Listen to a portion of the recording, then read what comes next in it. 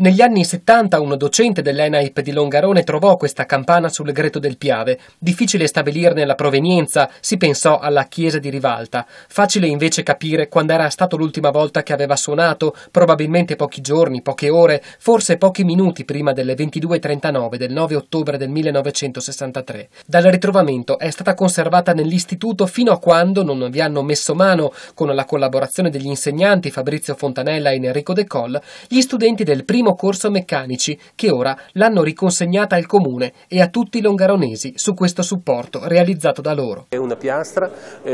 poi tagliata a forma elicoidale e quindi antichizzata. Nota importante da aggiungere che queste sono state fatte in un momento extrascolastico, nei pomeriggi liberi dei ragazzi che possiamo vedere a volte annoiati nei banchi di scuola, hanno svolto questo lavoro con una partecipazione e una intensità che ci ha commosso.